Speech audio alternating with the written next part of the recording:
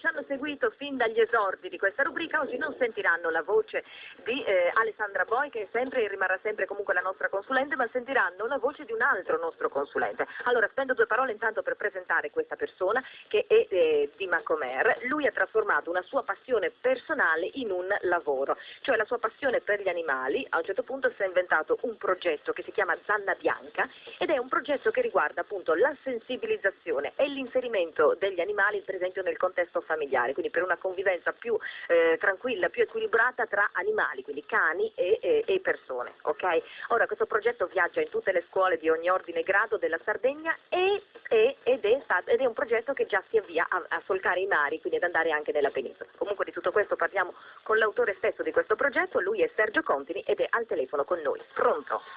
Pronto, saluto tutti i radioascoltatori di Radiolina. Posso parlare di quello che è il mio progetto? Siccome tu hai già detto, Stefania, è un progetto esatto. destinato... Allora, sì, esatto, Sergio. In sintesi parliamo di questo progetto. Sì, dunque è un progetto destinato agli alunni delle scuole di ogni ordine e grado e con questo progetto si possono raggiungere diversi obiettivi. Io non ambisco affinché i destinatari, quindi gli alunni, diventino degli esperti veterinari o degli esperti cinofili. Certo che no. Ma comunque io credo che qui si possa parlare anche di quella che è la cosiddetta pet therapy, quindi attività assistite con gli animali. Perfetto. E il cane in particolare. Quindi qui è importante quello che potrebbe essere il rapporto da instaurare all'interno delle famiglie, il cane quindi come animale da compagnia. Chiaro che questo è un discorso abbastanza lungo e bisognerebbe soffermarsi anche a parlare di quelle che sono le caratteristiche psichiche di ogni razza o addirittura parlare delle necessità di ogni singolo cane, chiaramente anche in base a quello che è stato il suo trascorso di vita. Esatto, e sarebbe interessante anche approfondire il discorso della pet therapy, cioè delle terapie appunto con gli animali, però è un argomento veramente molto complesso e noi lo sviscereremo piano piano appunto in tutti i nostri appuntamenti del venerdì con Fido Chiama Radiolina. Nel frattempo, Sergio, sì. Tu che comunque sei addentro a questa materia, che ti confronti ogni giorno con la tematica animale e uomo, sì, ok? Sì. Io per esempio ho una domanda da farti assolutamente importante: quali sono le regole per una sana convivenza con l'animale? Allora, nel momento in cui l'animale entra in casa, diciamo così, quali sono le cose da fare per creare la situazione giusta di convivenza Sì, e quali sono invece le cose da evitare?